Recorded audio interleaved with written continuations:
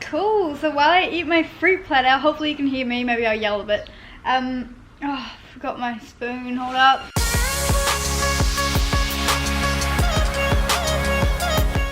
Hey guys, welcome back to the channel. It is finally the time that I do my ultimate university guide. This has been a long time coming. I kind of psyched myself out of doing it because I'm like, does anybody want this even? Will anyone watch it? Like, it's really random for me to do on my channel. But it actually has a real big place in my heart. University and the struggles of university, because I have faced my fair share of troubles at university. So now that I have cousins that are going to university so soon, I just really felt like making this video for them, you know, the people in their position that have never moved out of home before, that are making that huge transition from high school, living with their parents, into university, and all the different challenges and situations that you can be in when you move out. I just wanted to make this video to help them, give them a shout out, give them some perspective about what it's like, and just, yeah, just get into it. So the first thing I'm going to touch on is university halls. I went to 2 university halls in Auckland. One was O'Rourke, which was kind of the popular hall, the one people wanted to get in. It was always at the top of the leaderboard for hall events, good mix of people. And the second hall I went to, it wasn't a first year hall, it was first years as well as older years. It was a bit more independent. You could have self-catering. It wasn't as tight a unit and as much guidance and support as the first year O'Rourke was. But yeah, so I've been to a couple halls and they were interesting for me, and I know this happens for a lot of people. The hall that I picked was not the right hall for me, and I completely regressed in on myself. Like, it made me very, very socially anxious, lonely, even though there were so many people around me, and I just found it really hard to connect with people there. So that was my experience of O'Rourke. I guess I was going through things as well personally, that like in that year, being in the first year hall environment, I just didn't thrive in it.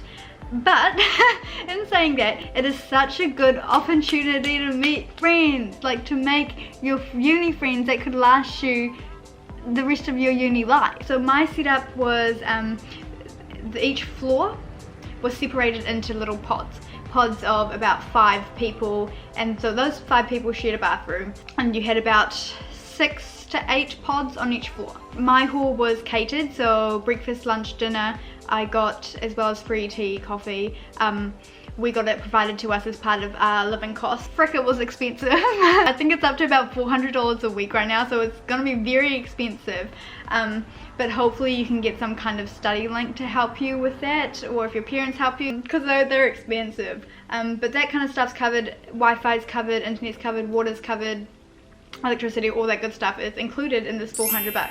So we also have this kitchenette on each floor as well, so if like you wanted to use a kitchen, not many people did, if you wanted to use a kitchenette, you could use that on each floor as well. You can kind of pay for different rooms, a normal room or a slightly larger room, which is a bit more expensive. And the larger rooms in my hall had a balcony, and the room was a bit bigger as well. Those were always the cool rooms because you could kind of throw parties in those rooms, have a bit more people in the same space. So if you got one of those rooms, it was a really good like hangout spot, so if you're into that. So that was how my floor was laid out. Each floor has an RA, which is a resident advisor, who is your like main point of contact for the uni. They kind of guide you through that first year. You can go to them for anything, so like uni advice, course advice if you want to swap or drop out, they'll know how to point you in the right direction. Personal advice, like RAs are such a good like shoulder to cry on. They're there to absolutely support you through everything. So you can luck out. You can get some really good RAs, you can get some maybe not so good RAs that are maybe too busy with their uni life to actually be RA. I don't know, it's kind of a luck of the draw thing what your RA is like. I'll talk you through my first days. First got to uni with just my parents and me and my mum and dad. I think we might have driven from Palmy to Auckland. And so you get there, you kind of say hi to everyone. A lot of people bring their parents because it's a bit hard to move your whole room over with just yourself. So there's a lot of parents around and it's all good to bring your parents to your first day. You kind of set up your room. It's got a bed, it's got a desk, it's got a wardrobe, heater, and just some shelving. Like that's what your room is like. It tends to be a single bed. And then like a notice board, and you can kind of decorate and make it your own. So people normally set up their room, and a lot of them go out to just have lunch and just kind of get their bearings around the university. You can either do that with people at the actual university that are moving in at the same time as you, or you can do it with your parents, your parents are still around. Some people just kind of hang out with their parents for the first day. So you're gonna set your room up and then your parents leave and you will bawl your eyes out. It was so nerve-wracking. It was so emotional when your parents leave your room and you're just sitting there like, oh my god, I'm in this new city by myself, never have been in this situation before where I can't call my parents and they'll be picking me up in like 5 minutes. Like I've never been in that situation before, you know. I've heard this from a lot of people as well. As soon as your parents like leave your room, it's a really emotional and sad, I don't know why I'm saying emotional like that, emotional, scary, overwhelming moment. But just know that it gets better and you can absolutely do it, and everybody is feeling that way. So my advice for you is to just take it as an opportunity to really bond with the people around you. Yeah, so that was the first day. Your parents leave and you cry and it's nighttime and you cry some more and you're just kind of tucked in your bed like feeling sorry for yourself because you're just so scared and overwhelmed with what it's going to be like. So yeah, I pretty much cried the whole night, but I couldn't cry the whole night because we were woken up at, I think it was 3 in the morning by loud pots and pans, and it's like boom, first day of university halls, they just like launch you into it. So it's a whole lot of, I won't tell you exactly what happens, but like, and I'm sure it's different from hall to hall, but there's just a whole lot of team bonding stuff where you get to know your floor, the people on it, the people around you, the people in your whole hall, and kind of put you in situations and events where you can meet people and have fun with them and really like break down these barriers of living with strangers for the first time in your life. But yeah, throughout the first year you'll have so many events thrown your way, like sporting events, cultural events, nights out. Like we did kind of amazing races, we did fundraising, lots of inter-hall events where you can just go and like meet people from different halls as well. It's a lot of fun. Honestly, if I wasn't in the place I was at, I wish I could do it all over again, because it is just so, like, thinking back to it, it's such a fun situation to be in. All these people your age, your situation, just wanting to have a good time. So first year uni can be the best, and I hope you take every opportunity that's like given to you. Participate in as many of these random hall events that are given to you, the quiz nights, the music nights, the movie nights, the sporting nights. Like, do them all, honestly, why not? That was first year. It's pretty easy because everything's kind of still homely, like you're still getting cooked meal and stuff like that. So yeah, that's my like first year haul. Second year, what you can do is either go flatting or you can go into another type of hall where it's self-catered. So each floor has individual rooms, not really pods, individual rooms with a kitchen, and you kind of cook your own food, and I guess it's a little bit more independent. They're a little bit cheaper because of that. You still have an RA, but they're not as like closely supervised as you were in first year, which is a good thing because it kind of helped you transition from uni halls into flatting a little bit more. But yeah, if that's an option that you like, you can either go into a hall like that, or you can go into a hall flatting situation. So each building has like 20-30 flats, and so you're living with 3 or 4 people in that one flat, but it's still under the university. So yeah, there's a couple options. If you don't want to go through the university hall route because it's freaking expensive and you don't have that kind of cash money, then what you do is normally you go into a flat. Hopefully you've made friends through the first year of uni, through your first year hall that you can go into the flat with, so at least you're going in with people that you know. But otherwise it's very common to just find a flat of strangers as well. There's so many Facebook groups, student flatting groups, where you can just post, hey, I want to be in this area, this is my budget, these are the kind of people that I want to be living with, and you get so like a huge response from it as well. So it's pretty easy to find flats. I say that, but like it's got its struggles. But yeah, that's an option as well, is for you to go flatting with strangers or flatting with the people that you've made friends with from the previous years. So now let's get into flatting at university. So I don't know how it is in different parts of New Zealand, but Auckland is very spread out. Like they have suburbs everywhere, and it can take like 30 minutes to 50 minutes to travel to all these locations. So one thing you've got to think of when you're deciding what flat you're going to be at is public transport, or whether you have a car and whether you have parking to actually get you from your flat into uni. So that's a really important consideration.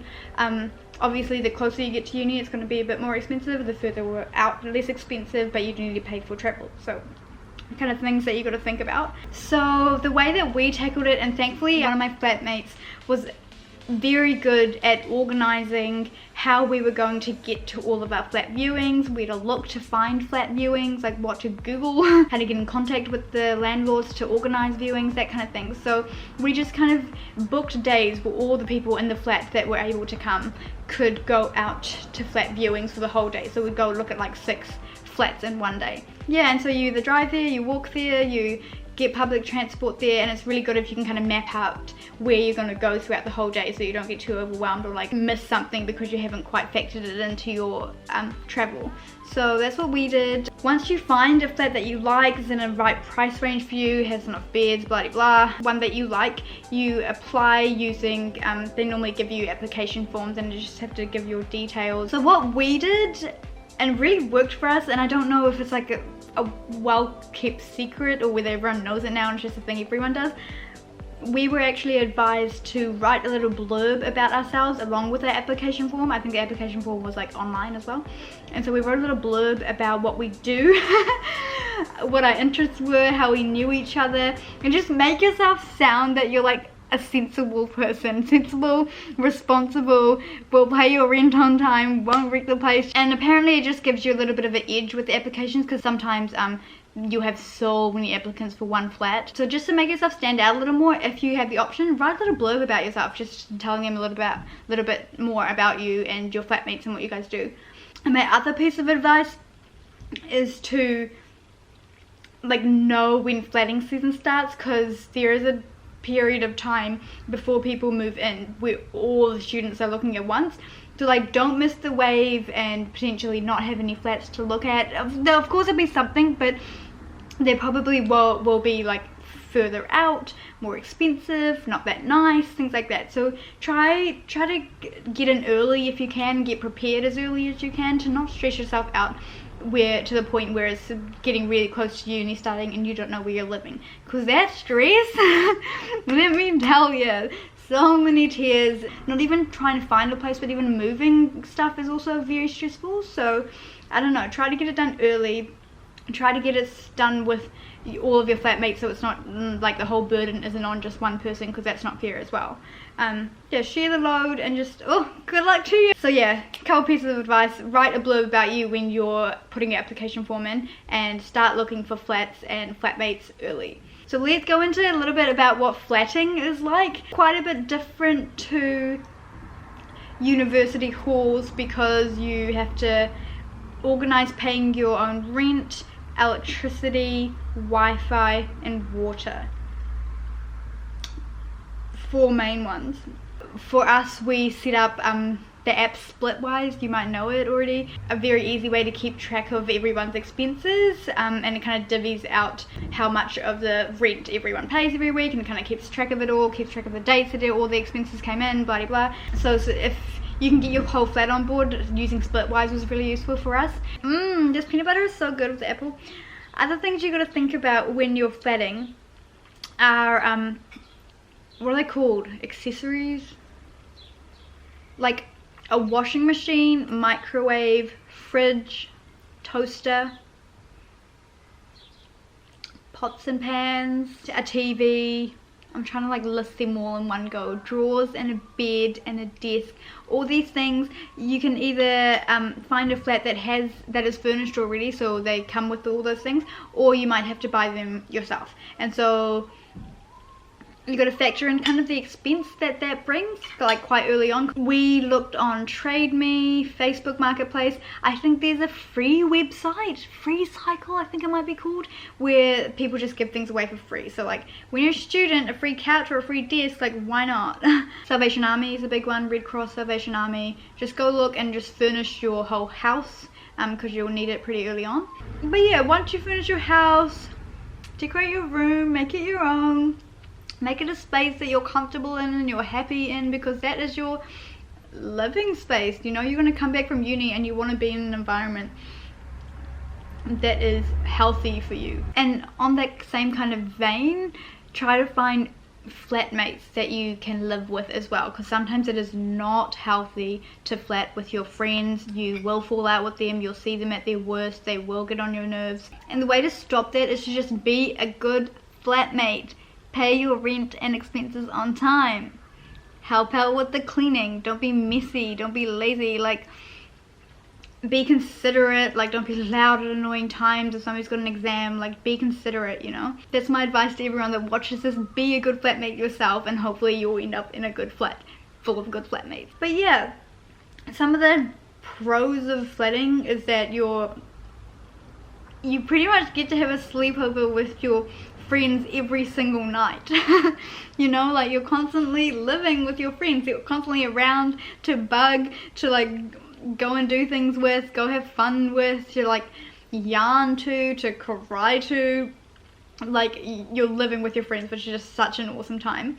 You can do things like flat movie nights, flat dinners, house parties. Like, this is the time to do all of that. Like, I really do miss living in a flat situation, actually. Like, it was actually a really fun time. If you manage to get the right group of people, it is just such a good time in your life. You don't have the restraints of a, oh yeah, I forgot to mention, the halls have like a curfew of such. Like, if you're going to be loud after 10:30, 11 p.m, you have to leave the hall. Like, you have to go out, you know, so you don't have that kind of restraint when you're flatting, which is quite nice. And you don't have the RA that's kind of on your I'm backtracking on everything I'm saying about university halls, but you don't have an RA that's kind of like on top of you, supervising you as well. It's like complete freedom, I guess, when you're flatting with your friends.